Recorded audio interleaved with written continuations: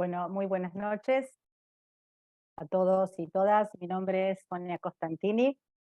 Les doy la bienvenida a esta actividad organizada por la Federación Argentina de Cardiología a través de la Secretaría de Extensión a la Comunidad, junto a Diderot Art y Laboratorios Gador. En esta actividad lo que vamos a hacer va a explorar el recorrido entre la relación entre la salud y el arte a través de diferentes referentes artísticos en el marco de los estigmas y las condiciones socioculturales de cada una de las épocas. Antes de comenzar, vamos a escuchar brevemente las palabras del presidente actual de la Federación Argentina de Cardiología, el doctor Luis Aguinaga. Adelante, doctor. Muchas gracias, Sonia. Buenas noches a todos. Bienvenidos. Bueno, sé que esto está abierto hacia la comunidad, no solo hacia el grupo de trabajadores de la salud, que incluyen a todos. Realmente felicitarlos por esta gran iniciativa, ¿sí? Influencia de la salud en el arte, en un contexto histórico determinado. Así que, bueno, estamos todos interesados y muy curiosos realmente por este tema. Agradecer, aparte de la Federación Argentina, de la cual somos parte, ¿verdad?, a la Secretaría de Extensión a la Comunidad, con Sonia Costantini, Luis Chico y equipo, a Diderot Art y también a Gador, que, bueno, son los que llevan a cabo todas las cosas para que esto pueda ser posible. Bienvenidos a todos y, bueno, los felicito por esta gran iniciativa. Muchas gracias. Bueno, muchas gracias, doctor Aguinaga. Ahora sí, vamos a dar comienzo a esta actividad. Vamos a presentar a nuestra disertante estrella. Tenemos con nosotros a Camila Pose. Camila es una licenciada en Críticas de Arte, egresada de la Universidad Nacional de las Artes de Buenos Aires y diplomada en Gestión Cultural y Políticas Culturales del Instituto de Altos Estudios Sociales de la Universidad Nacional de San Martín. Es curadora independiente, divulgadora de arte y escritora. Trabajó en el área de educación museística pública y de coordinación de galerías de arte en ámbitos privados de Buenos Aires. Durante 2021 fue residente del programa de creación en el Laboratorio Feminista del Centro Pompidou en Francia y actualmente participa en el diseño de proyectos curatoriales y editoriales y es coordinadora de los ciclos de charlas de la galería digital Diderot Art. Así que muchas gracias, Camila, un placer saludarte y tenerte entre nosotros. Te vamos a escuchar atentamente y le voy a pedir a todo el público, para no tener problemas, que apaguen sus cámaras y sus micrófonos. Así que adelante, Camila, te escuchamos. Bueno, muchas gracias, Sonia. Es un placer para mí estar hoy compartiendo con todos ustedes y con toda la comunidad, así que estoy muy agradecida. Quiero hacer también un agradecimiento especial a Gador por el apoyo para hacer posible esta charla. Y bueno, y contarles un poco, yo formo parte del equipo de Diderot Art, es una galería de arte enfocada en artistas latinoamericanos que promueve el intercambio de experiencias estéticas y artísticas desde Argentina, México puntualmente, y a través de una visión conectada con la democratización del arte. De ahí estamos conectados también con la Federación Argentina de Cardiología en esta propuesta. Quiero hacer un comentario a todos quienes estén conectados, que tienen el chat disponible por si quieren ir haciendo consultas o comentarios a lo largo del seminario. Hacia el final vamos a leer todas esas preguntas y bueno, intentaremos ahí hacer un pequeño intercambio en esa lectura del chat. Voy a compartirles mi pantalla, así doy inicio a la charla que preparé para ustedes hoy. Aquí. Bien. Bueno, ahora sí. Bueno, en principio un pequeño comentario personal. Para mí ha sido un ensayo muy desafiante el que trae la Federación Argentina de Cardiología en este cruce entre la salud y el arte, que sin duda me ha sido de muy grato y de mucho provecho en la investigación que se ha desatado aquí, un poco como en este primer espacio, para pensar puntualmente en la salud a través del arte en un recorrido que no está establecido, ¿sí? No existe una historiografía que piense de esa manera, entonces más bien se trata de ir reponiendo experiencias y aportando nuevas visiones a este cruce. Hoy voy a hablar sobre cánones de belleza y su relación con la salud. Voy a hablar sobre los cuerpos representados, tanto desde la pintura y la fotografía, como desde la performance, en el cuerpo pensado desde la acción, y intentar ir pensando estos cruces con la salud. Personalmente creo que existe una correlación entre los pensamientos de las distintas épocas y las artes, y tengamos en cuenta que las artes durante muchas largas décadas tendieron a cumplir distintas funciones en las sociedades, encarnando en sus apuestas formales y compositivas propias de cada tendencia de pensamiento, bueno, funciones que tenían que ver muchas veces con apuestas del tipo educativo o religioso o propagandístico, en una tensión constante con esas exigencias externas. La composición del cuerpo humano específicamente es uno de los eslabones fundamentales para entrar en estas nociones de estereotipos, de estigmas y de, en ese caso, salud también. Y la pregunta acerca de qué implicaron los cánones de belleza y siguen implicando, no solamente desde el arte, creo que mucho menos, pero por ahí tal vez mucho más desde el recurso y los registros publicitarios, nos hace repensar todo este recorrido. Todo canon, por definición, delimita, traza un borde, separa y en ese sentido disgrega. El estudio de las imágenes en las artes estuvo desde muy temprano entrelazado con las investigaciones científicas. Pensemos que todo lo que es la comprensión en los procesos de percepción visual y de aprendizaje modularon entre experimentaciones pictóricas y también científicas, desde los experimentos de los dibujos de la perspectiva de Leonardo da Vinci, que seguramente todos conozcamos, hasta, no sé, pienso en investigaciones sobre las leyes de reagrupamiento de la psicología de la Gestalt, como algunos ejemplos a citar, pero tengamos en cuenta que habitamos en una sociedad global en la cual prevalece la cultura de lo visual. Entonces, desde allí también nos preguntamos por el estigma sobre el cuerpo y por la discriminación relacionada con la obesidad. Entonces quiero empezar por la prehistoria, hacer un pequeño comentario aquí para iniciar un poco esta deriva, irnos bien atrás en esta relación entre cuerpo y canon. Y en este caso estamos viendo la Venus de Willendorf. En el Paleolítico Superior especialmente hubo una gran cantidad de estatuillas que se fueron encontrando a lo largo de las épocas, que fueron teniendo un campo muy diverso de interpretaciones, que despertaron también debates muy acalorados acerca de qué representaban estas estatuillas en la prehistoria.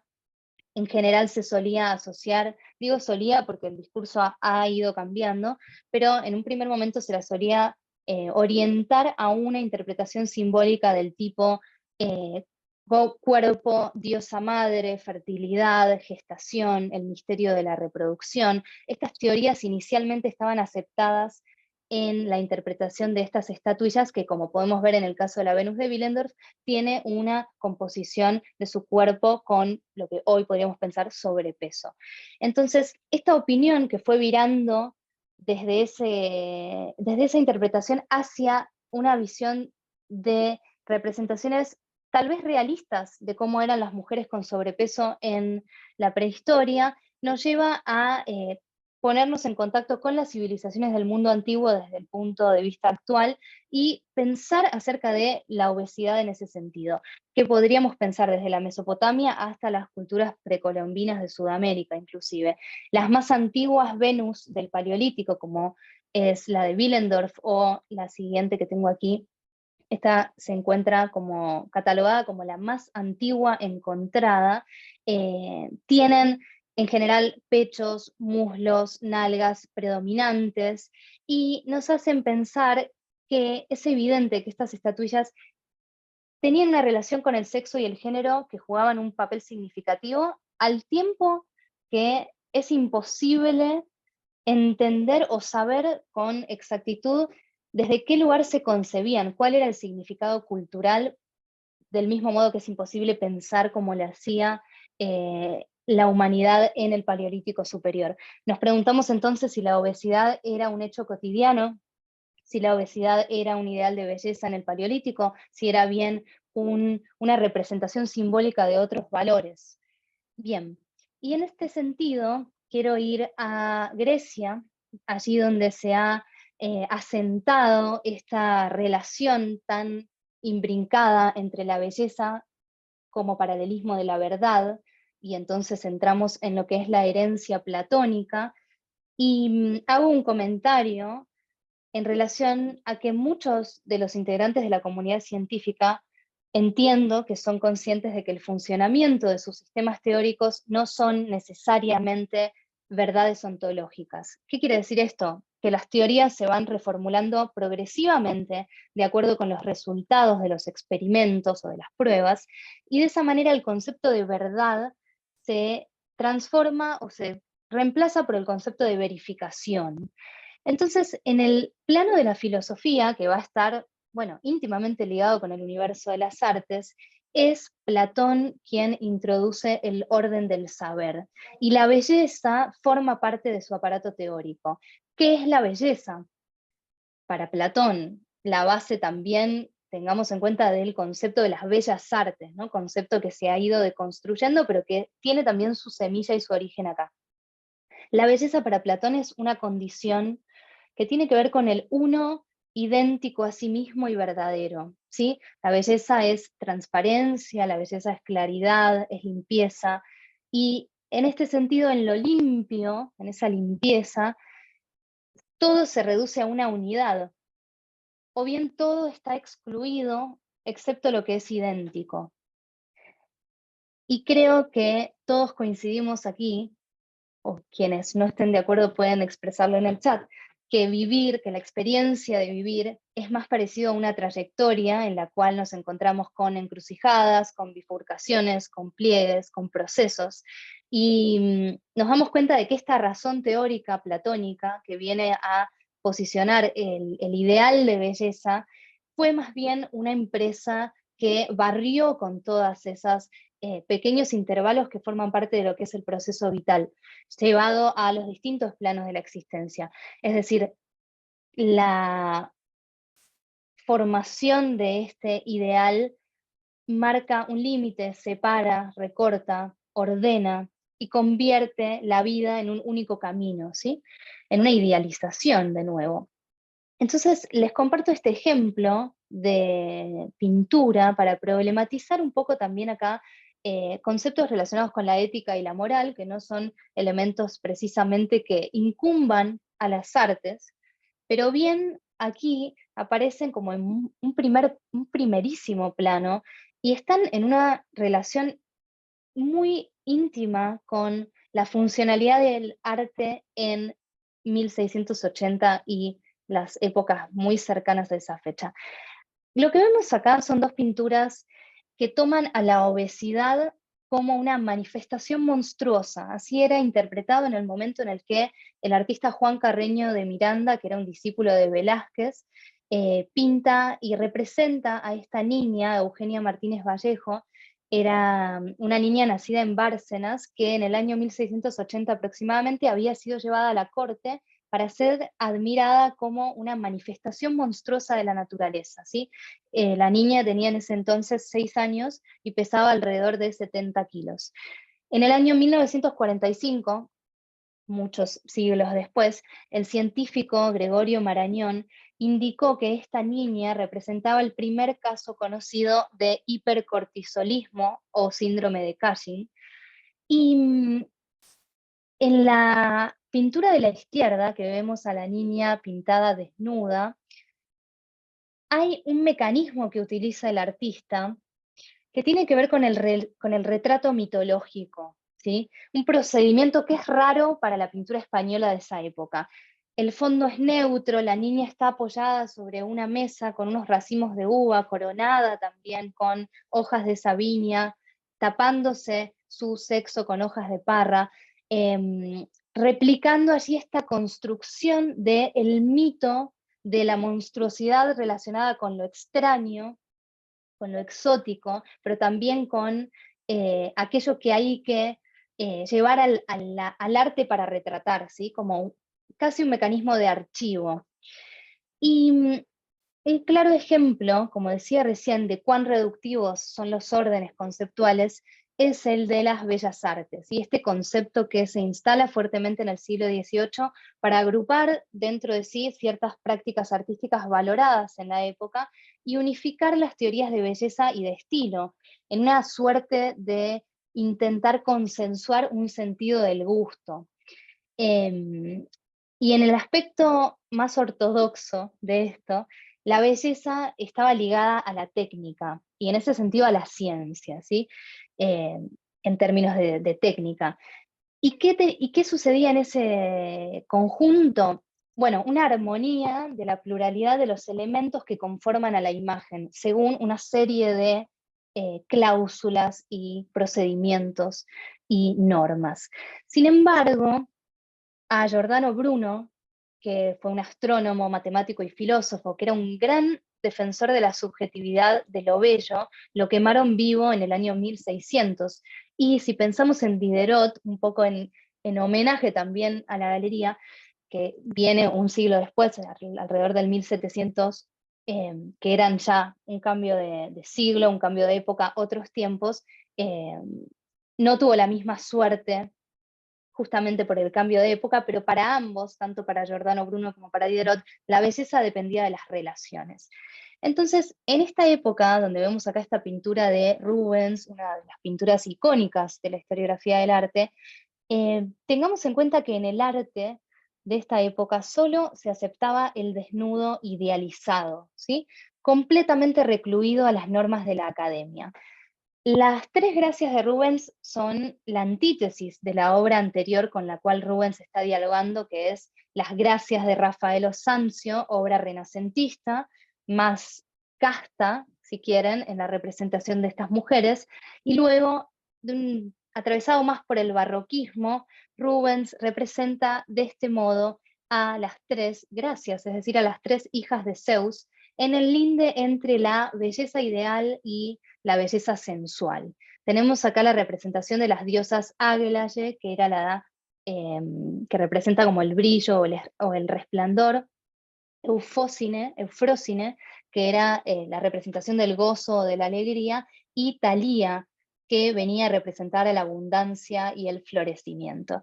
En definitiva, lo que hace Rubens acá es una excusa en esta pintura para pintar a estas tres academias femeninas con una reproducción que exalta las formas de sus habituales modelos, ¿sí? La anatomía de las diosas, en este caso con formas voluptuosas y corpulentas, responde al ideal de belleza femenino del siglo XVII y es una señal en esta época de salud y de buena posición social.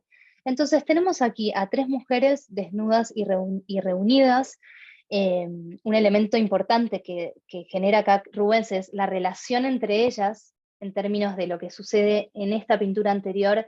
Lo que vemos aquí es un vínculo a través de sus brazos y de su cuerpo entre ellas, sumado a este velo transparente que las une, y a las miradas cómplices entre sí. A diferencia que en el Renacimiento, digamos, en este cuadro se representa la asimetría y una visión mucho más realista sobre el cuerpo humano. Y por eso esta obra es considerada una obra que rompe el contrato en las artes, que escandalizaba, ¿sí? Muchas veces los cambios y las grandes obras que marcan épocas en las artes vienen marcadas por la ruptura de la escandalización en términos de un cambio, un pequeño cambio en la manera de representar. Una obra disruptiva en la manera de abordar la representación del cuerpo de la mujer. Otro ejemplo que podríamos citar puede ser Las señoritas de Aviñón de Picasso, en términos de que a veces esas rupturas se dan por los contenidos y otras por la manera de realizar la obra. Lo que va sucediendo luego, a lo largo del tiempo, sobre todo ya con el advenimiento de lo que llamamos el arte contemporáneo, tanto la filosofía como el arte abandonan el ámbito moral, que tal vez estaba más presente, para entrar en el ámbito estético, eliminando allí la obligación de pensar en términos de adecuación y en términos de representación, y admitiendo el verbo construir, ¿sí? propiciando de esa manera la diferencia y la multiplicidad.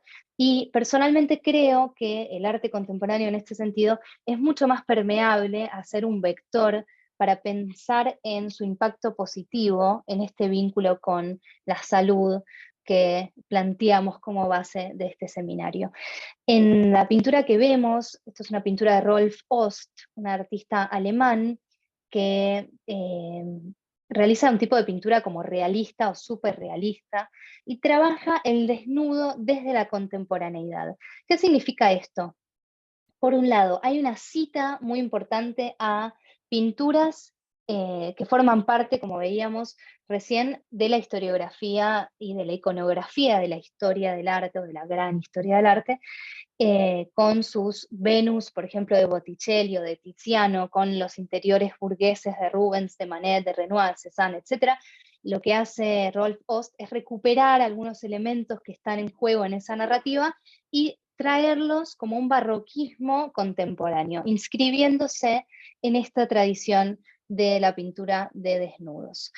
Y cuando empecé a hablar, estábamos viendo una escultura que era blanca, que tenía como una anatomía que recordaba de manera muy abstracta al cuerpo humano, y era una escultura del artista chino Mu Boyan. Él es un artista que me parecía interesante traerles hoy porque investiga el problema de la obesidad en China a través de esculturas hiperrealistas, generando un cambio en la percepción del cuerpo y la salud, ¿sí? La obesidad, que alguna vez fue sinónimo en China de riqueza, de buena posición económica, de salud,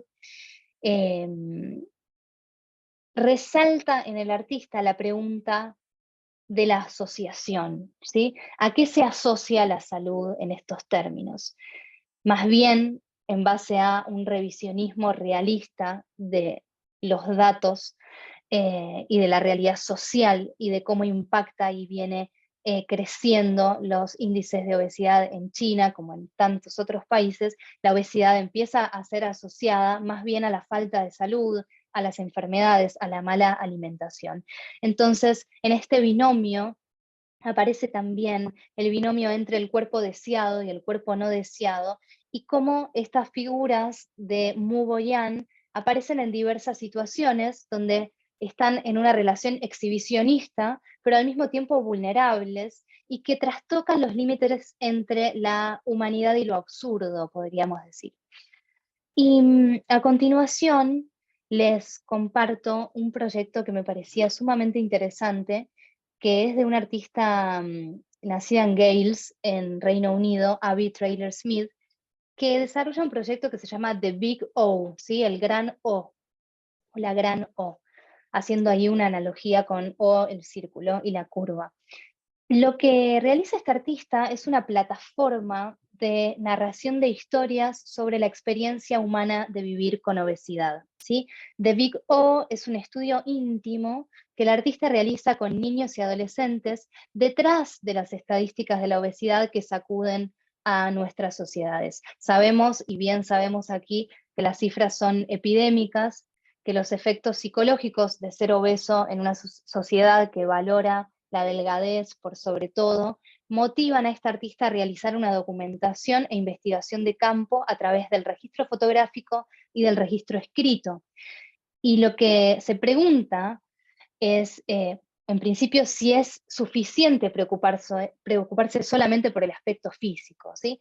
A través de las entrevistas con las personas, el artista va observando que tener sobrepeso u obesidad se considera autoinfligido, incluso muchas veces una elección de vida, y que aparece esta idea como del culpable, ¿sí? O la culpable, esta etiqueta de la falta de disciplina, ¿no? Toda una construcción siniestra del estigma y de la discriminación muy alta, muy elevadas, que ella señala que sabemos también que van desde el patio de la escuela hasta el espacio de trabajo. Y en estas imágenes vemos los cuadernos de escuela de la misma artista. Ella, cuando era niña y adolescente tenía obesidad, y de ahí que muchos años después comienza a hacer una reconstrucción psicológica y postraumática de su experiencia de vivir con obesidad siendo niña y adolescente, basándose en sus propias experiencias de crecer con obesidad en la década del 90 en Reino Unido. Bueno, de esa manera supo que tenía como que orientar su lente fotográfica hacia el estigma de la obesidad y lo que significa justamente ser obeso u obesa en un mundo que está plagado también de comida chatarra, de imágenes corporales canonizantes, de sexo, de perfección asociada a esa línea. Y este libro, que era su cuaderno, ella había escrito fat, ¿sí? Gorda, en la tapa, para ayudarse a sí misma a seguir su dieta. Y cuenta en la experiencia que sus diarios de adolescente le daban una gran perspectiva cuando empieza a hacer este proyecto muchos años después, de cómo se sentía ella en ese momento, y le permitieron también conectarse con las personas de una manera mucho más emotiva y mucho más honesta, cerrar inclusive muchas veces lo que puede ser una brecha entre los adultos y adolescentes acerca de cómo están sufriendo, especialmente cuando se trata de sobrepeso y obesidad. Esta vergüenza que impide avanzar, ¿no? Esta revisión que hace el artista empieza a generar como una transmutación y una catarsis. Hacer público para ella estos diarios fueron parte de un proceso de liberación de la vergüenza que había padecido durante sus años de niñez y adolescencia. Y a la derecha es un dibujo que le había hecho su propio padre cuando ella tenía 15 años, que dice ahí en inglés, gran mujer gorda que podría ser Abby que dice, si no hace nada ahora. ¿Sí? El padre le hace un dibujo de una mujer con obesidad diciendo, bueno, así vas a ser hija si no haces nada ahora. Bueno, ella confiesa que no recuerda haber recibido esa nota y sin embargo la brocha en el cuaderno, ¿sí? Y piensa con tristeza que tenía razón. Entonces esa amargura de sentir que no era suficiente para los ojos de su padre fue un elemento que la acosó durante toda su adolescencia, teniendo en cuenta que el padre, como muchos otros, no tenía elementos para lidiar con su problema en ese momento, ¿sí? Sus padres no tenían sobrepeso, no sabían cómo lidiar con eso, tampoco, bueno, historias que sabemos se repiten. Es demasiado fácil repartir la culpa, pero el hecho es que vivimos, como sabemos, en un mundo obesogénico y el paisaje social está inundado de todo tipo de estímulos y elementos que van y abonan esos entornos. Entonces, estas fotografías me parecen un registro muy interesante desde un proyecto artístico que también trabaja sobre la autobiografía, se detienen en esta cotidianeidad de luchar con el peso y de luchar con la propia imagen y con los efectos psicológicos que tiene esto en una sociedad tal cual sabemos cómo es. El estigma, el tabú, la culpa y la vergüenza como elementos claves que se repiten en estas experiencias.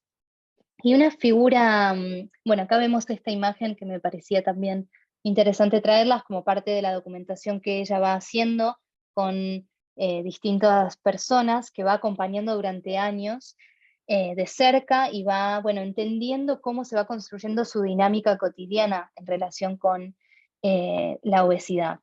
Bueno, y en esta línea quería traerles la experiencia del artista Joe Spence. Ella es una figura clave, ha sido una figura clave en los debates sobre fotografía, sobre crítica de la representación y también sobre feminismo en las décadas de los 70 y 80.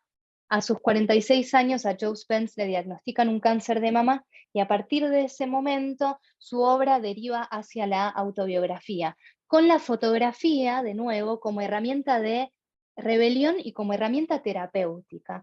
Ella cuenta en una entrevista muy interesante que ella creía que cada uno de nosotros tiene para sí un conjunto de imágenes arquetípicas personales en su memoria, ¿sí? Imágenes que se van reproduciendo por distintas prácticas fotográficas, como la foto del colegio, ¿no? Como un ejemplo.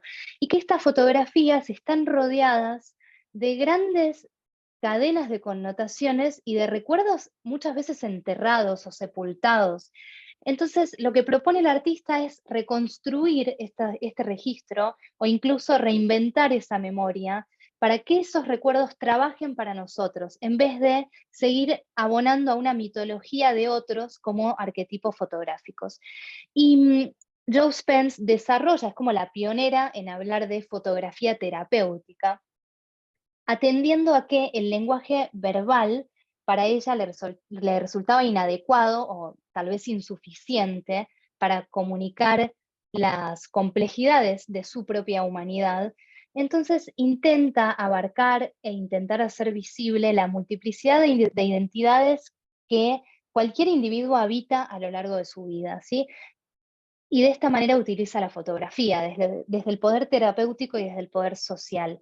En el año 84-85, Joe Spence inicia unas experiencias de fotografía terapéutica a través del acompañamiento, invirtiendo la relación tradicional entre el fotógrafo y el sujeto. Si históricamente el sujeto tenía poco control sobre su propia representación, lo que hace la fototerapia es cambiar esta dinámica. Entonces, el sujeto, o la persona más bien, es capaz de actuar a través de narraciones personales y reclamar de esa manera la autoría e incluso la responsabilidad de su propia biografía, ¿sí? Algo del orden de la autorrepresentación, de los estereotipos de la belleza y la salud relacionados con eso, y la reflexión y el planteo de estos ejercicios prácticos sobre la representación social a través de la fotografía. Acá, en esta serie de obras que se llaman Beyond the Family Album, detrás del álbum familiar, lo que hace el artista es integrar una serie de paneles en los que va alternando textos de carácter autobiográfico con fotografías personales y con recortes de prensa, construyendo un nuevo enfoque de la imagen de sí misma y de los roles que se proyectan en la sociedad, ¿sí? Hay sin dudas una necesidad que se trasluce en la representación a través del arte. Y esa necesidad es la de formar imagen, ¿sí? Hacer figura, ordenar, construir sentidos. Y esto sucede muchas veces en el arte a través de una facultad que ha sido denostada por el científico platónico, que es la imaginación, ¿sí? Relacionado para Aristóteles con la sensación.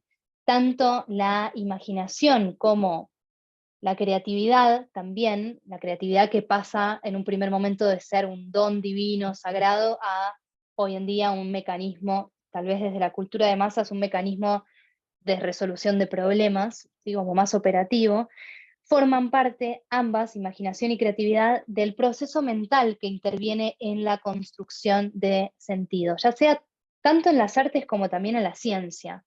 Yo creo que la diferencia tal vez radique en las derivaciones prácticas o formales que tenga cada una. Y acá estamos viendo una pintura de Joan Semmel.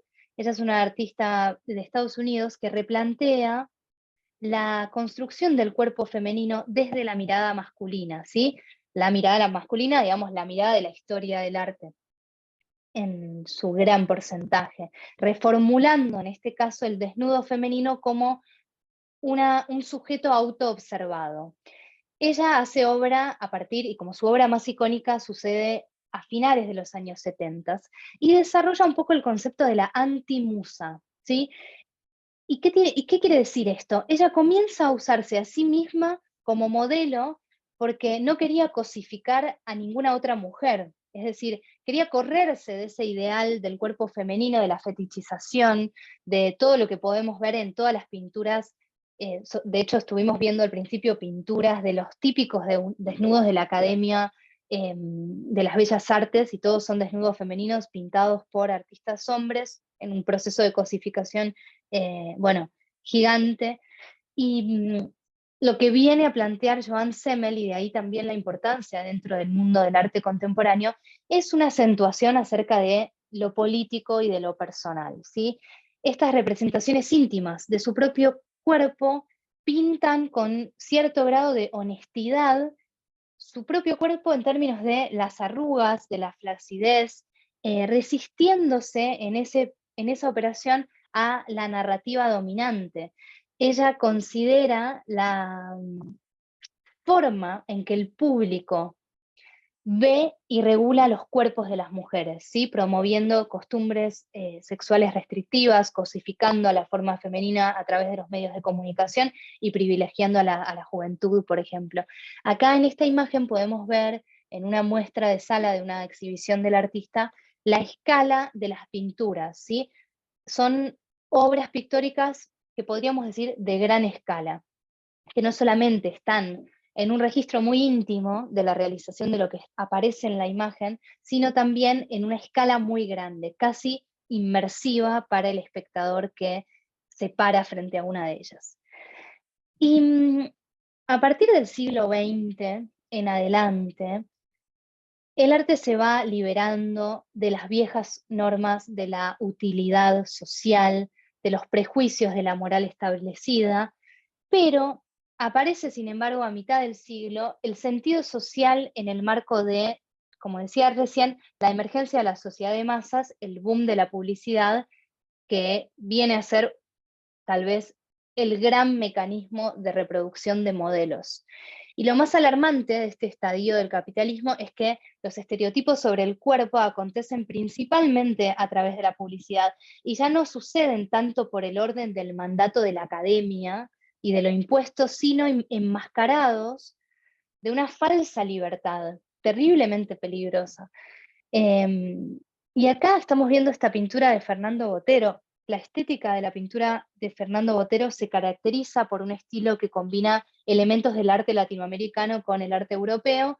Él es este artista colombiano conocido por sus figuras redondeadas y exageradas que crean como este efecto para muchos surrealista en sus pinturas, y que ha explorado la figura humana de una manera distorsionada en términos de volumen y proporción. Conceptos que los señalo de esta manera porque hay también allí una interpretación de la propia historiografía del arte que está señalando desde un punto ideológico esta cuestión de la proporción del volumen. Sigue operando tantas veces desde la misma academia que intenta y cree haber denostado y de haberse liberado. Entonces esta técnica para esa visión de la historiografía crítica, que no lo es tanto, del cuerpo en las obras de Botero, podríamos traerla más bien a una crítica a los estándares de belleza y a las normas sociales en torno al cuerpo, al menos un discurso alternativo. Acá estamos viendo a la derecha la pintura de Bailarina en la barra de Botero y a la izquierda el foyer de la danza en la ópera de Degas, bueno, el gran artista conocido por pintar a las bailarinas, con historias también muy oscuras detrás de sus pinturas, pero que planteaban sin duda el modelo de la bailarina en la época. Y el revisionismo que va haciendo Botero es sumamente interesante, porque él está completamente en diálogo con la historiografía del arte y con las grandes pinturas de la historia, y lo hace desde un lugar también del humor. Esta pintura la traigo porque es espectacular. Es un autorretrato de él mismo a los 18 meses y es, bueno, es muy simpático y da cuenta del registro también del humor que aparece en las pinturas de Botero. Él ha dicho en muchas oportunidades que su trabajo también se inspira en su infancia en Colombia, donde las personas, según su registro de todas las formas y tamaños, eran valoradas y aceptadas, y buscaba también celebrar esa diversidad y cierto aspecto como teatralizado de esas escenas. Y aquí tenemos la icónica pintura de la familia latinoamericana, así con sus valores y sus tradiciones, con esas vestimentas tradicionales, sentados juntos en un espacio acogedor, una suerte de idealización de la familia tradicional a la manera de Botero, ¿sí? Con los cuerpos de Botero, los volúmenes de Botero. Fíjense que inclusive el perrito que tiene ahí, es muy humano ese perrito, es como un humanoide, se corresponde al mismo tipo compositivo. Y hay elementos surrealistas, hay elementos que hablan sobre, diría casi un tiempo detenido, porque esas manzanas que están, o peras que están ahí en el plano de atrás, están como suspendidas en el aire en una relación con la gravedad extraña, es casi como un momento detenido, la mirada al espectador de los padres, ¿sí? El sofá llevado a el típico jardín de las pinturas renacentistas, e incluso hay como una serpiente allí atrás señalando a la madre, ¿no? A la mujer. Abajo vemos una manzana mordida. Bien, bueno, volvamos entonces a la pregunta acerca de qué es este cuerpo ideal que se ha construido a lo largo del tiempo. Y así como la idea del cuerpo perfecto es un reflejo de una convención social, lo mismo ocurre con los símbolos de poder, con los símbolos de riqueza, con el alto estatus en la sociedad. Y Fat House y Fat Car pretenden en estas obras del artista Erving Boom hacernos reflexionar acerca de lo que determina nuestras ideas de la perfección, ¿sí? Esta serie de obras lo que ofrece es una crítica mordaz, en cierto sentido, al sistema de valores actuales, que está basado en un mundo comercial que exige a las personas que se mantengan delgadas, pero que sigan consumiendo productos continuamente. Entonces, cuestiones relacionadas con el volumen en la escultura, con la cultura de consumo y los objetos materiales aparecen en primer plano en la obra de Erving Boom. Y para entrar a la última parte de la charla, que va a tener que ver con el cuerpo en acción y con lo que llamamos el arte corporal, como las propuestas más radicales que quería compartirles hoy a todos ustedes, quería recordar ciertos fragmentos de François Ploujard, que fue un teórico francés, que es quien escribe el manifiesto del body art, ¿sí? Del arte corporal, en el año 81. Y este francés afirmaba que el arte, desde su visión, es una clara y violenta reacción contra el aparato del sistema. Y les traigo estos dos pequeños pasajes. Él decía, el arte corporal posee el discurso del cuerpo, manifiesta su derecho a existir en su totalidad. El discurso del arte corporal es un discurso monolítico, polisémico, que ataca simultáneamente todos los frentes, que interroga los rituales y los mecanismos sociales. Hoy en día el arte corporal ya no tiene por qué producir belleza, sino lenguaje, un lenguaje inédito, no codificado, que rechazando la historia, su mitología, el sentido y la razón, sea capaz de hablar del cuerpo aquí y ahora, con el fin de preparar también el mañana.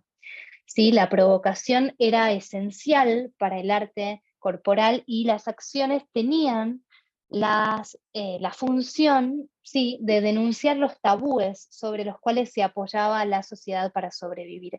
En general, el tipo de acciones de lo que es el arte corporal se realizaban en público y muchas veces se realizaban también para su registro fotográfico, que es en base a lo que hoy podemos mostrar o volver visual o volver imagen, experiencias que suceden en un aquí y ahora, en un tiempo que es el tiempo del momento, un tiempo imposible de volver a habitar.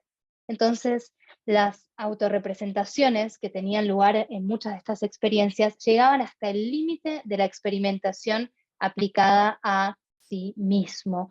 Y este es un ejemplo clave para esto, que es las experiencias de Orlan, una artista francesa que nace en 1947, y es un ejemplo radical en este tipo de prácticas porque Orlan se inicia en los movimientos posteriores al mayo del 68, atacando a la institución arte, a los museos, a la iconografía religiosa, y en los 90 Orlan se convierte en una mutante, ¿sí?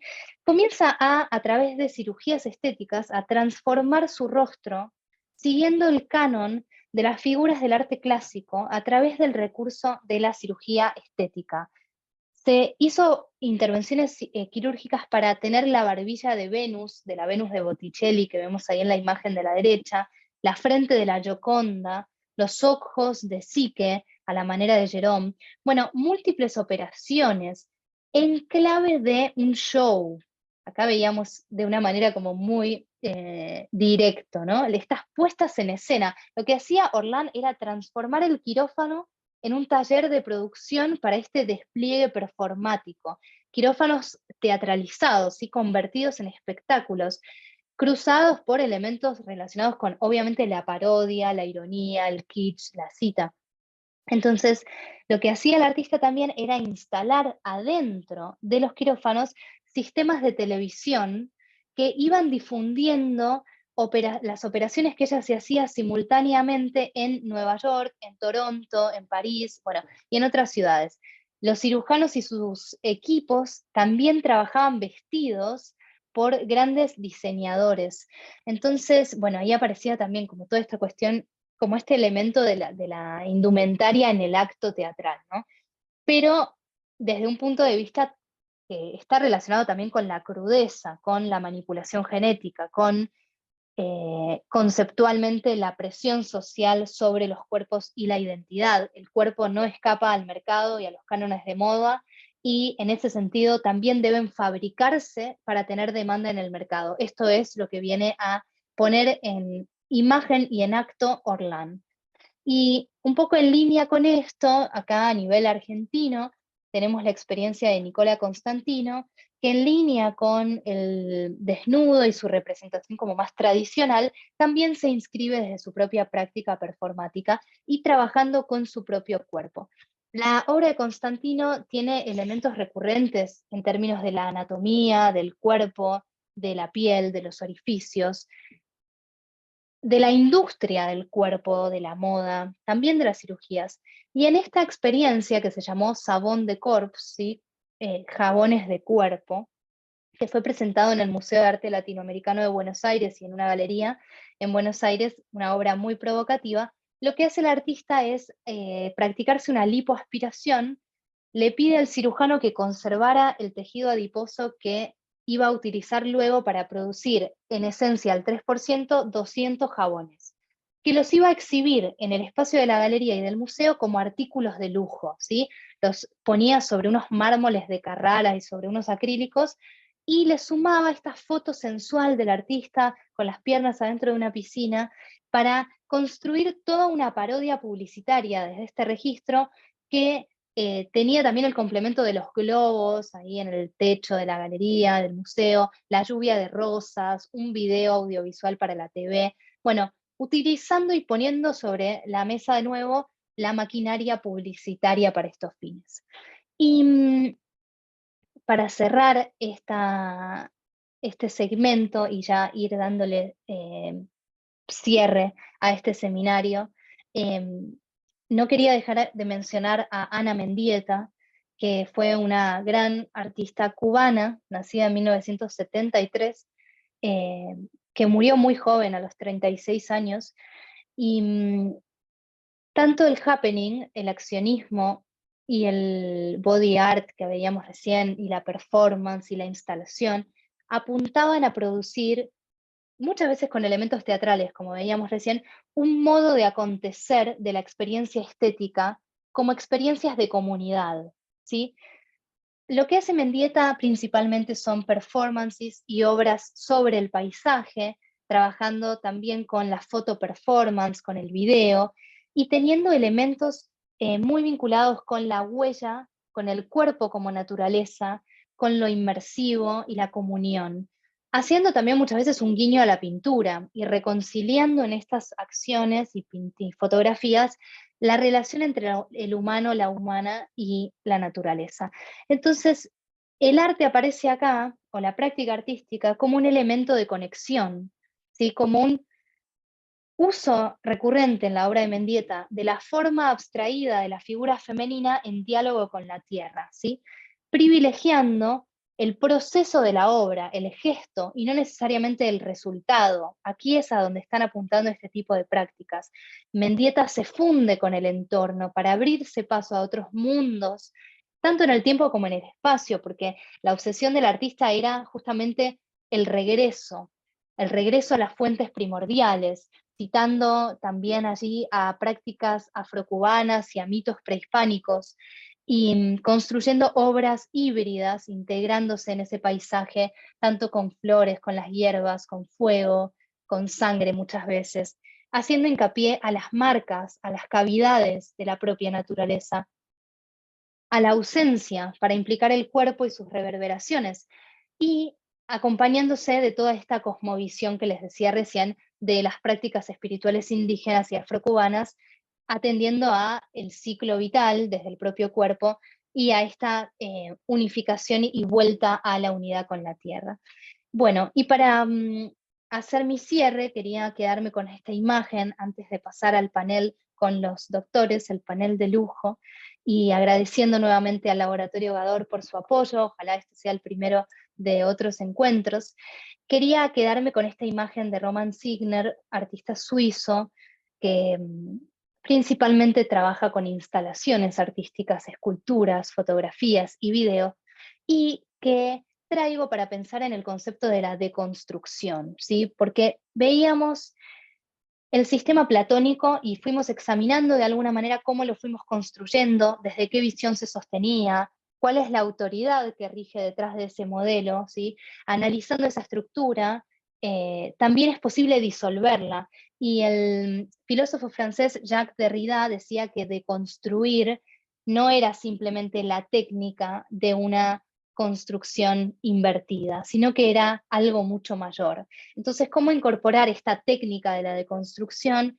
Yo creo que también trastocando la misma idea de la técnica, ¿sí? La propia autoridad, reflexionando sobre eso. Bueno, les agradezco mucho. Estoy muy contenta por haber compartido con ustedes esta primera presentación.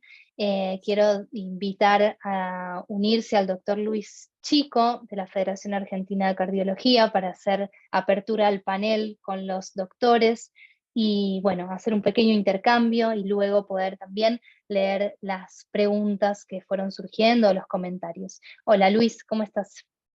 Bueno, Camila, ante todo, muchísimas gracias. Tremendamente enriquecedora tu presentación, pero a la par de enriquecedora creo que es muy movilizante. La verdad, para los que no somos de este mundo, encontramos muchas cosas movilizadoras. Aparte de eso, quiero volver a agradecer, como lo han hecho otros en esta presentación, al Laboratorio Gador, porque siempre apuesta a la prevención, a la comunicación preventiva, y creo que no hay más prevención, o no existe más prevención que la que estamos viendo en tu discurso, en tu relato a través del arte. Así que, Laboratorios Gador, muchísimas gracias por esta y por tantas iniciativas en pro de la prevención, como siempre vienen haciendo, y la verdad que les agradecemos que se sumen a seguir comunicando junto con nosotros prevención. Entonces, ahora sí, me gustaría presentar a los panelistas, pero contarles que los panelistas son todos cardiólogos de la Federación Argentina de Cardiología, son todos cardiólogos que trabajan en lo cotidiano, en la cardiología preventiva o en las distintas áreas de la cardiología intervencionista, pero cerca de la gente, pero mucho más cerca de la comunicación. Trabajamos todos desde el Comité de Prensa y Comunicación hacia la comunidad, que es una forma de que los cardiólogos comuniquemos prevención a ustedes, a los que les agradezco inmensamente por estar del otro lado, y vamos a disfrutar también la visión de nosotros los cardiólogos, pero no los cardiólogos que estamos encerrados, somos los cardiólogos que trabajamos todos los días con la gente, con ustedes, y tratamos de comunicar prevención. Todos ellos son expertos en comunicar cardiología y prevención a todos, a través de los distintos medios, y trabajamos todo el tiempo con los medios de comunicación. Esta es una gran oportunidad para conocer de cada uno de ellos, y los presento en rápido. Lo tengo a la vista a Gustavo Alcalá, uno de los grandes cardiólogos de nuestra Federación Argentina de Cardiología de la provincia de San Juan, a Esteban Larronde, presidente, ¿sí?, de la Sociedad de Cardiología de Neuquén, gracias por estar. Paola Curtade, que trabajó todo este año con nosotros en prensa y comunicación, comunicando y anexando a la Federación Argentina de Cardiología para facilitarnos el camino para llegar a todos ustedes. Y Natalia Coco, que ha sido trabajadora de la cardiología y de la comunicación, y que trabajamos hace varios años con ella y disfrutando de esto que es la comunicación. 4 expertos en cardiología, pero mucho más expertos en comunicar a ustedes. Vamos a disfrutar de ver cómo vieron ellos y hacer que nos hagan llegar su mirada, y después intentaremos debatir. Hubo muchísimas preguntas ya, mientras vos estabas hablando, Camila, fuimos contestando. Hay mucho interés porque esto quede grabado para poder disfrutar, así que paso a todos ustedes y le doy el lugar primero a, no sé, ahí está Gustavo Alcalá, médico de San Juan, al cual disfrutamos de escucharlo siempre en cada una de sus charlas, amigo personal y un gran cardiólogo y un gran comunicador de todos los días de todos los medios de comunicación. Gustavo, ¿estás ahí? Así es, Luis. Un gusto haber escuchado a Camila, porque creo que su visión es hoy, en la era donde repetimos guías, donde nuestras presuntas actualizaciones de eso que ella muestra como el método del artista que va variando con el paso del tiempo, se desembaraza de algunos viejos paradigmas, y es lo que necesita la cardiología, que repite como un mantra lo que dicen en Miami, lo que dicen en Madrid. Las guías europeas intentan ser una solución para los problemas argentinos, una solución europea para los problemas argentinos. Por eso yo festejo mucho de sus mensajes en una necesidad de mirar a Latinoamérica, de usar el museo como un lugar para poder pensar, un lugar protegido para la imaginación, de cómo adaptarían esos autores la realidad al mundo de Dylan. Es hoy imprescindible el arte en el currículum del pregrado y del posgrado, para que seamos conscientes de nuestras ideas previas, que son prejuicios, y muchísimo más claro en obesidad. Me quedo con una frase para dar lugar al resto: el cuerpo no escapa al mercado.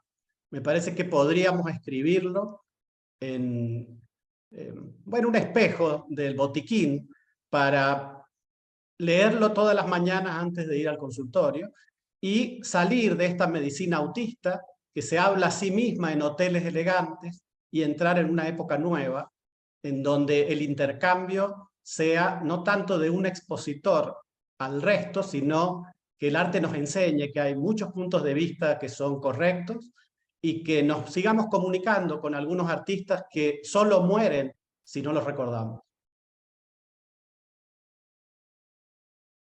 Bueno, me gustaría, después que cada uno vaya haciendo su reflexión de cuánto puede influirnos, ¿no? El arte para tomar modelos que de lo cultural nos llevan a los problemas como son la salud y la enfermedad, pero iría preguntándole a Esteban, que estás ahí, ¿cuál es tu visión o qué apreciación te dejó esta presentación de Camila? Bueno, buenas noches. Me encantó, y me encantó más cuando hablaste de la verdad. Los médicos solemos tener una verdad revelada y somos muy, muy estrictos con eso, y generalmente es una verdad revelada y equivocada. Tenemos 70% de la población con sobrepeso y obesidad. Si hay algo que no somos es expertos. La verdad somos un desastre. No sabemos nada de obesidad y sobrepeso. Nos hacemos llamar expertos muchos, pero la verdad que estamos totalmente desorientados, y creo que necesitamos abrirnos a otros saberes, porque la respuesta está ahí, está en el conjunto, no está a donde la estamos buscando, eso estoy seguro. Donde estamos buscando la respuesta a la obesidad no está.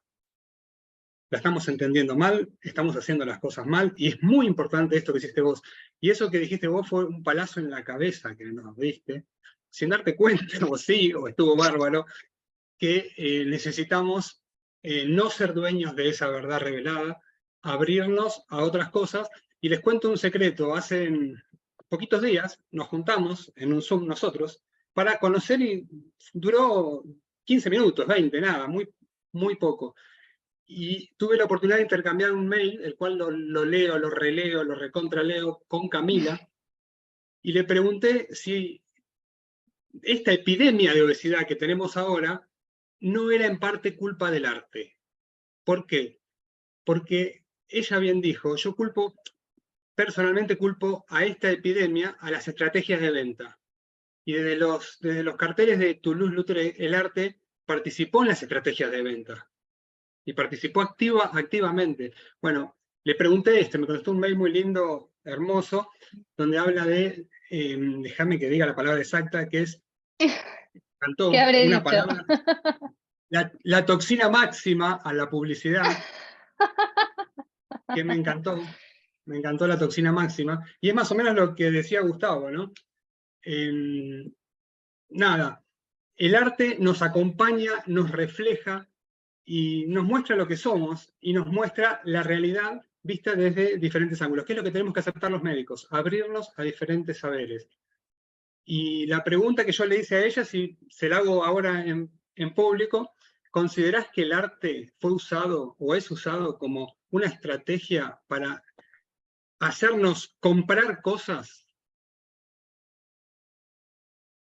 Yo casualmente hoy, y también a raíz de nuestro intercambio de mails y del concepto de los entornos obesogénicos, que era un concepto que era extraño para mí hasta ponerme a investigar para armar este seminario, también me hice esa pregunta de nuevo y me acordé de ese intercambio con vos, ¿no? Pensando en qué medida el arte es o ha sido, si puede decirse así, un entorno obesogénico, como, o ha abonado a esta crisis que podemos llamar. Y creo que aunque algunas formas de arte pueden contribuir a una cultura obesogénica, el arte en sí mismo no lo pienso desde ese lugar. O sea, el impacto del arte en la salud como depende en gran medida como de cómo se representan los cuerpos y los estilos de vida en la obra, de cómo se utiliza el arte para fomentar hábitos saludables, pero también creo que puede ser una herramienta para promover la salud y el bienestar. En todos estos ejemplos que yo mostraba, ¿no? Cuántas obras están como abocadas a generar una reflexión y una crítica y un quiebre a los estereotipos de género y belleza que están como a la base de toda esa promoción también de la diversidad y la inclusión en esa salida, o fomentar hábitos saludables o alimentación o lo que sea. Pero sí, esto que yo señalaba acerca de la función que socialmente se le fue exigiendo también, y el arte respondiendo a nivel social. Esto que vos decís de lo intersectorial, yo creo que tiene que ver con todos los saberes de nuestra humanidad y de cómo a lo largo del tiempo hemos dividido esos saberes en cajitas cerradas y separadas, y separando un ámbito del otro, y cómo en esas separaciones ha habido grandes pérdidas para el conocimiento y para las prácticas. Creo que el arte es de los espacios por ahí más sensibles, y creo que lo viene haciendo bastante bien, sobre todo de la mitad del siglo XX para acá, en tratar de volver o de flexibilizar todavía más esos márgenes para poder tener discursos más flexibles, pero sin dudas, en los primeros ejemplos que yo mostraba, hay ahí una complicidad con el aparato social de la época que necesitaba de esa herramienta del arte de, por ejemplo, registro o archivo de una niña con obesidad, ¿no?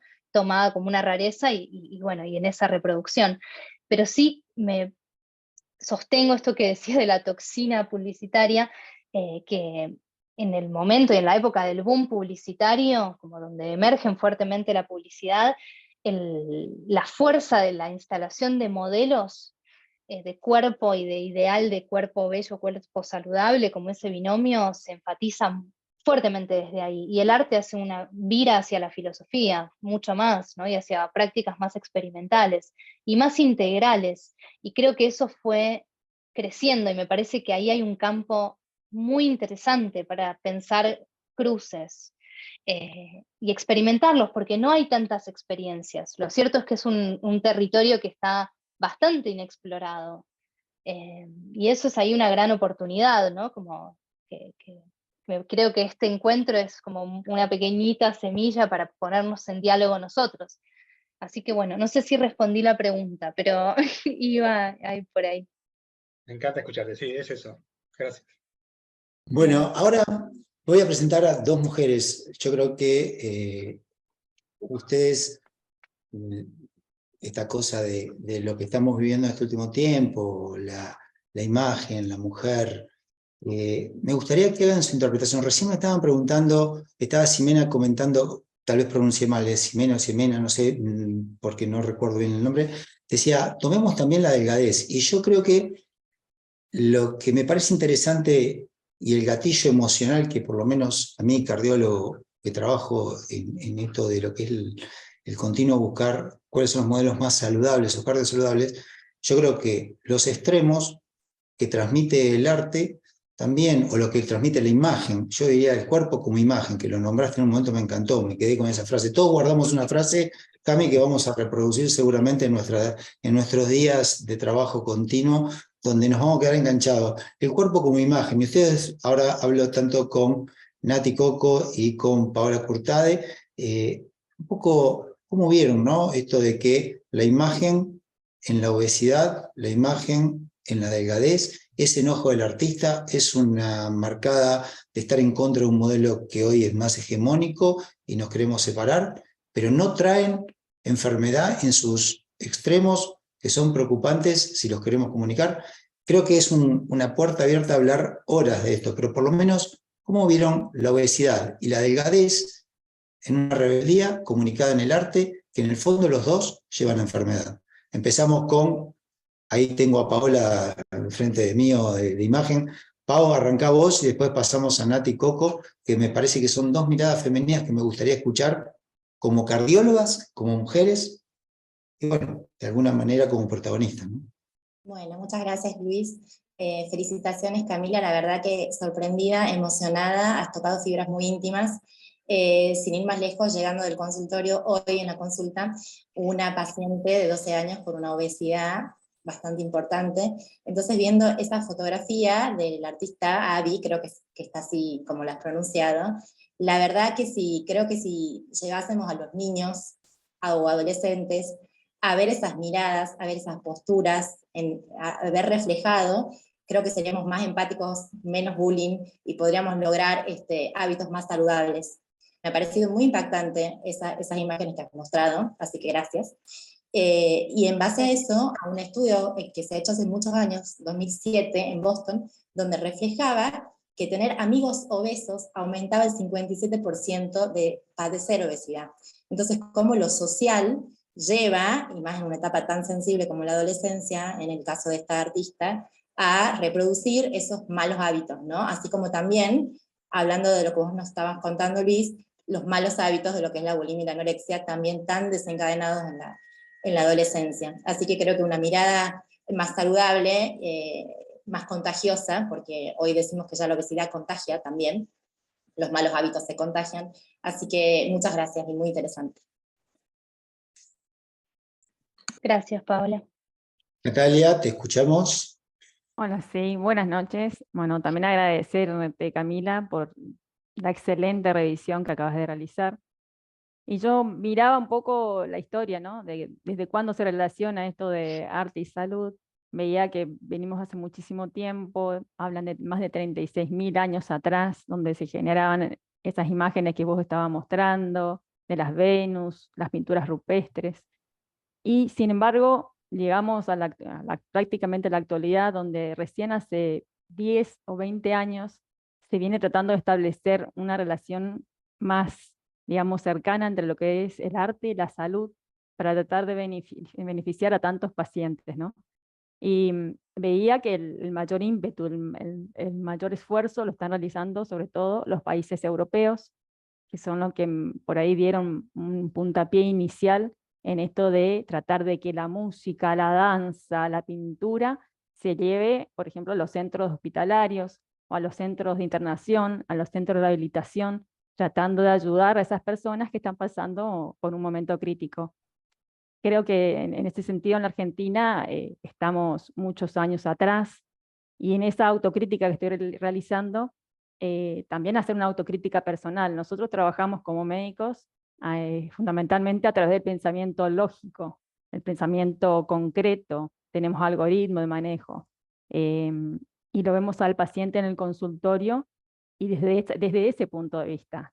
No utilizamos el pensamiento creativo, ni tratamos de desarrollar alguna idea innovadora cada vez que vemos un paciente, más allá de que tenemos estrategias innovadoras desde otro punto de vista, pero no desde el lado de impulsar a ese paciente a desarrollar alguna estrategia creativa, y más aún teniendo en cuenta que desde que pasamos lo de la epidemia de COVID, la pandemia de COVID, lo que más hemos visto en nuestros pacientes es el gran estrés, la gran ansiedad, los síntomas que a nosotros nos refieren de falta de aire, de palpitaciones. La mayoría de ellos fueron todos evaluados y los pacientes no presentaban ningún tipo de enfermedad subyacente. Y yo creo que más allá de lo que siempre prescribimos, que es actividad física y alimentación saludable, leía un artículo que decía, ¿y cuándo prescribimos arte?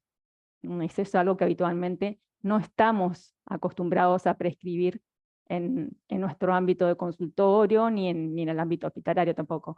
Y yo te quería preguntar, Camila, en ese sentido, ¿cómo hacemos para enganchar a un paciente? Y la OMS te dice, desde el 2019, impulsemos a nuestros pacientes a que desarrollen su creatividad, a que también puedan desarrollar sus emociones, e inclusive, ¿por qué no?, un desarrollo corporal si son capaces de hacer teatro, danza o música.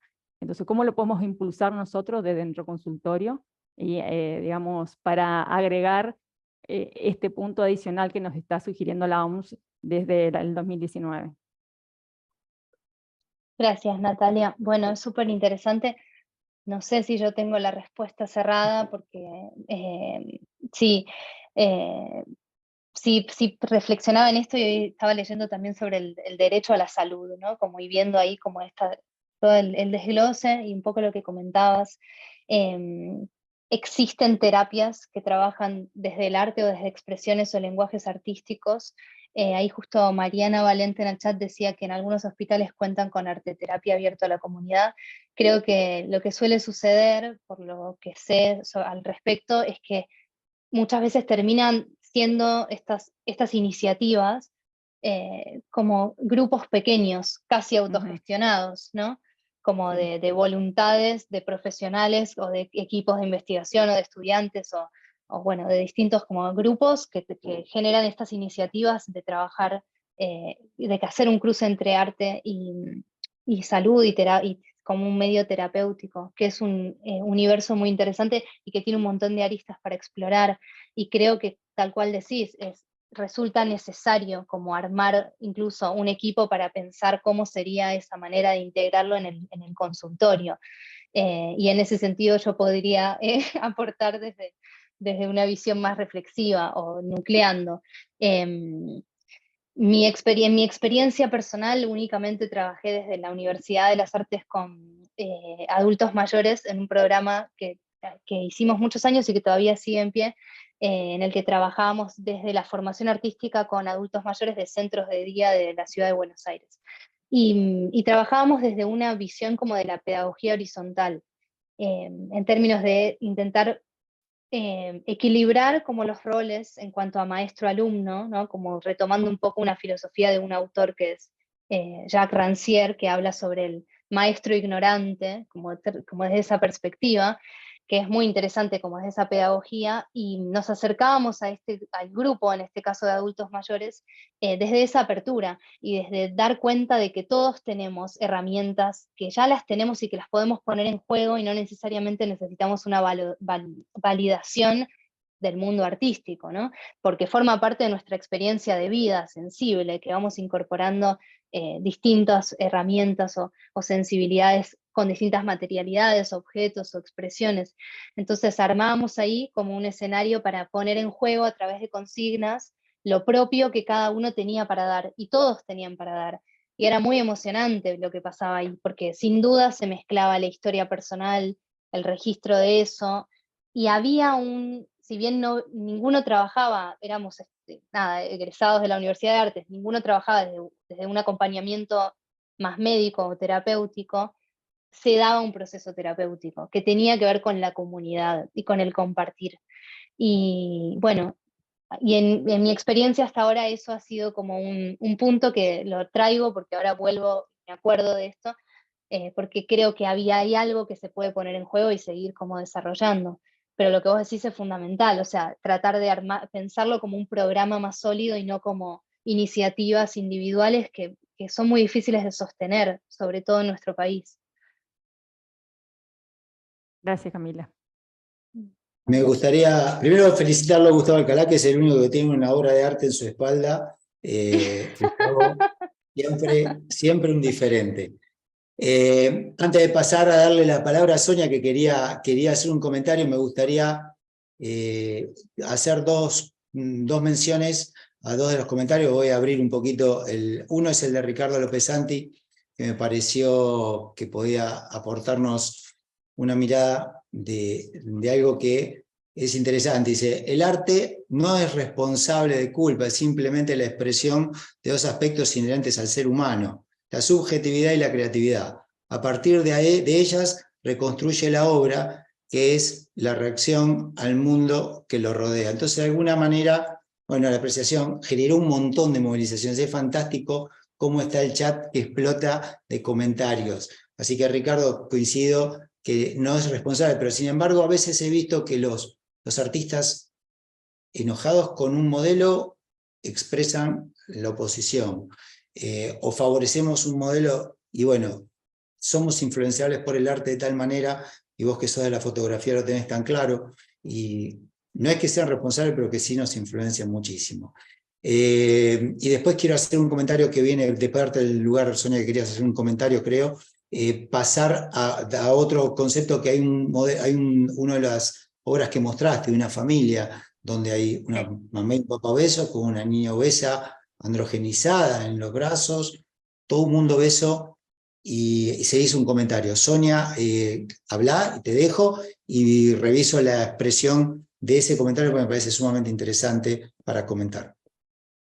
Sí, justamente iba a hacer referencia a las obras de Botero, porque a mí me pasa cuando veo las obras de él, y que me había puesto a leer el porqué de ese volumen que vos lo aclarabas ahí en la charla, Camila. Él dice que no pinta ni hacía obras de obesos. Cuando él contesta, siempre hace referencia a esto de la sensualidad en el volumen, o la alegría o los recuerdos que él tiene de la infancia. Hace como una asociación, vos corregime si me equivoco en eso, entre lo que es el placer y lo volumen, porque esta cosa tan exagerada en todo lo que él hace parece ser es como una regla, ¿no? Como una sistemática en su obra. Y yo cuando veo a Botero y me planto frente a pacientes que me contestan, uno repite, como bien dice Gustavo y Esteban, ignorantes absolutos en el manejo de este tipo de patología, la verdad que no terminamos de entenderla realmente, no terminamos de entender cómo llegamos al paciente. Me pasa en el consultorio, nos debe pasar a todos, que creemos muchas veces que el paciente come, o no adquiere o no termina de adquirir el hábito saludable porque está deprimido, porque está triste, porque está preocupado, pero en realidad me ha pasado encontrarme con pacientes que me aclaran, no doctora, yo como también cuando estoy contento, y cuando estoy muy contento como más y hago reuniones. Entonces yo veo esa asociación entre esta cosa también de lo volumétrico asociado al placer y a lo sensual, y también como que nos termina de complicar todo el panorama, ¿no? Era un comentario frente a muchas veces la ignorancia de cómo nos paramos ante esta situación. No sé, vos, tu mirada. Sí, sí, súper interesante. Y también, bueno, abre ahí el juego a lo interpretativo y a algo que decían acá también en el chat, que tenía que ver con la subjetividad en el arte y desde el lugar de espectadores activos, ¿no? Y cuando Botero habla de su obra, no deja de ser un artista hablando de su obra, y si nos ponemos más frías, podemos bien separar y metódicas a la obra del artista, y dejar las palabras del artista de lo que quería o cree que está haciendo de la obra en sí, en su contexto, en su época, ¿no? Y atravesada por qué estímulos se crea esa obra, que una vez que termina se independiza de su artista, pero a la vez no. Esa relación difícil que tantas veces nos pasa cuando nos encontramos con un artista y su obra, y muchas veces no necesariamente como van por el mismo canal en las interpretaciones que podemos hacer, porque él puede posicionarse así, pero en línea con... Hay un diálogo en la obra de Botero, sin duda, con la historia del arte y las pinturas, ¿no? Y ahí hay una trama muy interesante para pensar. Y este componente que vos señalás, que también es una vía de acceso, y es por ahí la que Botero más señala, de la celebración, ¿no? Creo que también se remonta un poco como a ciertas tradiciones festivas, y lo vemos por ahí más en Oriente mismo, con la composición o las imágenes de, no sé, de los dioses. Creo que hablábamos esto con Esteban por mail, de los dioses hindúes, ¿no? Como en la tradición hinduista, la representación que es muy visual, la representación de las deidades, que son millones, como 300, no sé cuántas por cada deidad, en general tienen cuerpos que podríamos decir con sobrepeso, y que están desde lo simbólico trabajados por el estar llenos de vida, por la celebración, los dulces, los placeres por los dulces, Los monjes hinduistas aman los dulces y los caramelos y comen, por ahí no comen huevo ni carne, pero comen unos caramelos terribles y tienen ahí como una relación como con eso, que toca y trastoca esos puntos que vos señalás y que, y que van a lo cotidiano, ¿no? También como por lo que contás en el consultorio. Bueno, yo un poco para ir cerrando, pero quisiera hacer un comentario. Primero me gustaría pasarle un poco la palabra a Gustavo. Gustavo, tienes una visión y el otro día nos comentabas algunas cosas interesantes. Es decir, acá se transmite mucho el cuerpo como estética y la estética yo la llevo al plano de decir, ¿vos crees que la estética influencia a los profesionales que atienden de alguna manera o somos neutros ante la estética, como podemos ser neutros ante las influencias del arte? ¿Vos crees que los profesionales pueden estar influenciados por la estética de sus pacientes y la estética está tan relacionada con lo que nos mostraban las obras de arte? Sí, te agradezco la pregunta, Luis, porque eso está científicamente demostrado a nosotros que nos gustan verdades publicadas en revistas canónicas. Y hay tesis doctorales al respecto. Por eso creo que esa artista que se opera, se hace cirugía plástica, probablemente lo haga en defensa propia, porque el sistema de salud discrimina a los feos y prefiere a los lindos. Hay un estudio hecho con imágenes y eso que son tipo fotocarnet, sin billutería, sin maquillaje, los varones están todos afeitados, imagínate si lo hiciesen con cuerpos enteros. Y lo hicieron con enfermeros y enfermeras porque los médicos no queremos hacernos autorretratos. Nosotros no nos queremos prescribir arte, queremos seguir cómodos y de última nos pegamos un tiro ante el espejo, afeitados y recién bañados, pero nunca una autocrítica. Pero si lo hacen con médicos, que también hay algunos estudios, da lo mismo. ¿Cómo te diría? Ocultaron el objetivo de la investigación. Le preguntaron a enfermeros y enfermeras si a un paciente con dolor y le ponían a 6 casos hipotéticos fotos, imágenes de varones y mujeres, que todos acordaban que eran muy atractivos, moderadamente atractivos, o para no decir fieros, de bajo atractivo físico. Sistemáticamente, los enfermeros iban a llamar a un psicólogo o a un especialista, le iban a administrar analgésicos, iban a pasar más tiempo con ellos, iban a tenerles paciencia si eran lindos, si eran feos, fuiste. Entonces, ese es un prejuicio que tenemos. Nosotros creemos, ¿has visto los periodistas independientes, Luis? Bueno, nosotros somos médicos independientes. No representamos a nadie, somos inmunes a las influencias comerciales y tratamos a todos por igual. Entonces, creo que esa interpelación el arte nos las debe y una mirada hacia Latinoamérica, que tenemos algunas particularidades dogmáticas y estéticas. Y para terminar, como le dijo un español a un indígena mexicano, si no fuera por nosotros, ustedes seguirían adorando al sol. Y el otro le contestó, mira, el sol por lo menos existe. Tremendo. Bueno, muchísimas gracias, Gustavo. Antes de cerrar, Celeste, que hace también cardióloga de nuestra Federación Argentina de Cardiología, que también quiero mencionar que el doctor Ricardo López Santi, que hemos nombrado previamente, fue presidente de nuestra Federación Argentina de Cardiología años atrás, y Celeste, que hace cardiología infantil, era la que había marcado esta pintura tan influenciante. Yo lo que quería marcar es que marca una realidad de la obesidad en nuestro universo cotidiano, ¿no? Como un papá con una mamá obesa pueden tener hijos obesos, eso es muy entendible. Lo que no es entendible es por qué el gato es obeso y por qué la mascota de esa pintura es obesa. Fíjense la influencia que puede tener medioambiental. Un modelo de vida de una familia, calculo que el arte lo puede hacer con nuestras sociedades. Bueno, a todos los que han estado del otro lado, por una cuestión de tiempo, tenemos que cerrar. Les agradecemos enormemente. Le paso la palabra a Sonia, que va a hacer este cierre formal. Muchísimas gracias por este debate que fue enriquecedor y sigo insistiendo, muy movilizador, y seguramente te vamos a robar muchas frases, Camila, para trabajar en lo cotidiano. Gracias, Gustavo, gracias, Natalia, gracias, Paola, gracias, Esteban, y gracias, Camila. Te dejo la palabra, Sonia, y bueno, muchísimas gracias a todos. Bueno, gracias Luis, la verdad que estuvo re interesante todo, pero antes de irnos quisiera darle la palabra para que nos dé un comentario de cierre a Victoria Zinkowski de Laboratorios Vador, gerente de productos de cardiometabolismo. Así que Victoria, escuchamos tus comentarios. Bueno, gracias Sonia, te compliqué con el apellido. Sí, pero, mucho. pero Victoria está perfecto.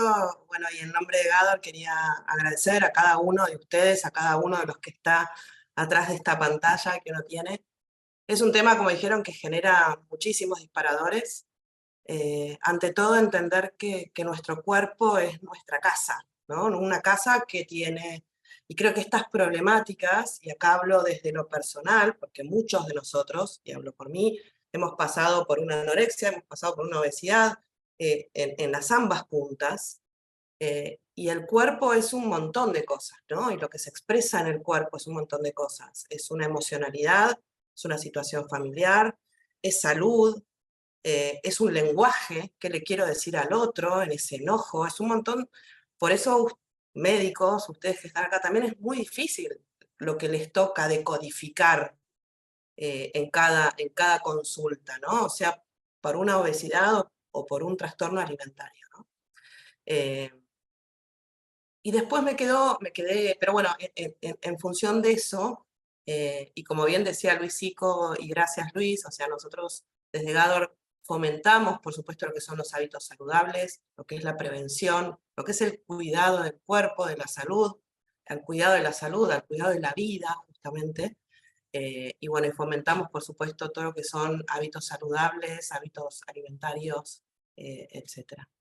Y después me quedó Camila también como para tirar una cosita más ahí, y por experiencias, a ver, ahí estaba también Ricardo López Santi, y hablabas Luis que él es fotógrafo, y bueno, y cada uno de nosotros, persona, también utiliza el arte como vehículo, ¿no? Entonces también es entender desde qué lado cada artista expresó su obra, ¿no? Porque digo, con qué situación personal transitaba ese artista cuando puso su obra al campo, ¿no? O sea, desde ese lado. O sea, muchas veces justamente el arte es eso, es el vehículo de expresión de uno. Entonces también me parece súper enriquecedor entender, que creo que debe ser muy difícil también, ¿no? Entender la situación particular por la que pasaba ese artista en ese momento, porque bueno, basta entender cómo uno se expresa en su arte, en sus fotos, en sus pinturas, en sus escrituras, para entender también que muchas veces uno vuelca en ese arte, en esa expresión, mucho de lo que le acontece y lo que pasa, como dijimos, muchas situaciones en donde uno se siente fuera de la sociedad por otra situación, porque no encaja, porque no cierra con los cánones de belleza, porque tiene un kilito de más, porque no, bueno. Entonces, entender desde qué lugar el artista expresa. Nada, no quería expresar mucho, pero nada, es realmente apasionante para los que nos gusta el arte, los que nos gusta la salud. Gracias de nuevo por hacernos parte también de esto, que la verdad que amamos y nos da mucha pasión. Y gracias a todos de nuevo, a cada uno de ustedes que está por ahí atrás también. Bueno, muchas gracias Vicky por tus palabras. Les agradecemos a todos la participación, en particular, por supuesto, a todos los panelistas, a Camila, la verdad que la charla estuvo extraordinaria, a Laboratorios Gador por el apoyo, a todo el equipo de Diderorart, a quien invito a todos los participantes a que visiten esta galería digital con más de 120 artistas emergentes. La verdad que es maravilloso hacer ese paseo virtual.